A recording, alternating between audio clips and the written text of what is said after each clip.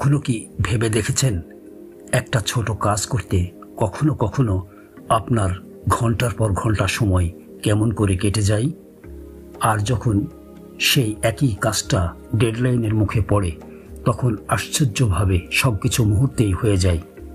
এটাই হলো পার্কিনসন ছল, যা বলে কোনো কাজের জন্য যত সময় দাও কাজটা তত সময়ই নিয়ে নেয়।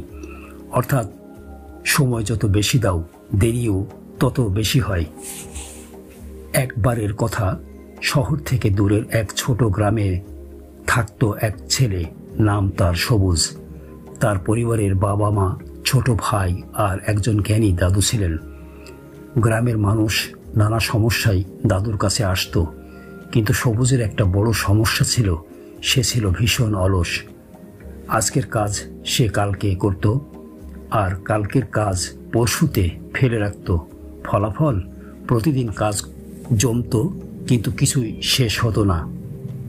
সবুজের বাবা যখন আর কিছু করতে পারলেন না, তখন দাদুর কাছে অনুরোধ করলেন, ছেলেটাকে কিছু শেখাও। দাদু কিছুক্ষণ ভাবলেন, তারপর একদিন সবুজকে ডেকে হাতে একটা কালো পাথর দিলেন। দাদু বললেন, সবুজ, এটা সাধারণ কোনো পাথর নয়, এটা এক বিশেষ পাথর। যদি তুমি এটা লোহার সঙ্গে ঘষো তাহলে সেই লোহা সোনায় পরিণত হবে। সবুজ বিস্ময়ে হতবাক। দাদু আরও বললেন, আমি একদিনের জন্য বাইরে যাচ্ছি, কাল সন্ধ্যায় ফিরে আসব। মনে রেখো, তোমার হাতে সময় আছে শুধু আগামীকাল সন্ধ্যা পর্যন্ত। সবুজ আনন্দে আত্মহারা হয়ে গেল। ভাবল, এখন আমি ধনী হব, কিন্তু এত লোহা পাবো কোথায়?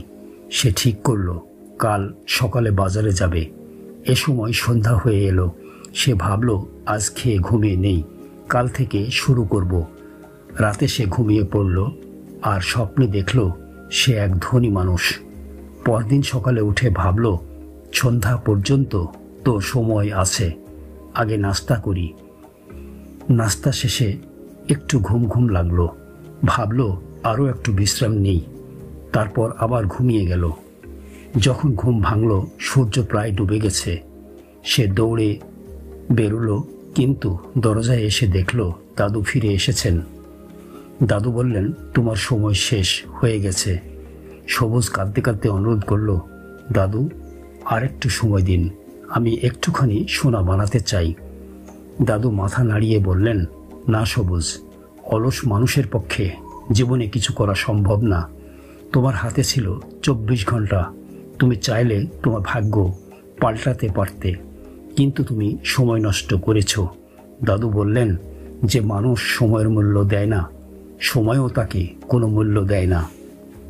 সবুজ বুঝল, সে সোনার পাথর হারায়নি, সে হারিয়েছে তার সময়। তাই সে দাদুর সামনে প্রতিজ্ঞা করল, আর কখনো অলস হব না, সময় সঠিক ব্যবহার করব। গল্পটা এখানেই শেষ নয়, এটা আমাদের সবার জীবনের প্রতিচ্ছবি। আমরাও কাজ ফেলে রাখি, ভাবি আগে একটু বিশ্রাম নেই, কাল করব, কিন্তু সেই কাল তো কখনো আসে না। তাই যদি কিছু করতে চাও, এখনই শুরু করো। সময় কারোর জন্য অপেক্ষা করে না। তুমি যদি সময়কে মূল্য না দাও, সময়ও তোমাকে কোনো মূল্য দেবে না।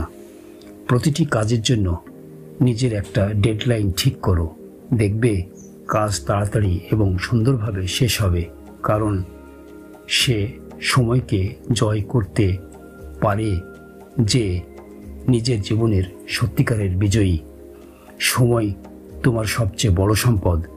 একে অপচয় করো না, শিখিও পড়ি, জাগাও তোমার সম্ভাবনা।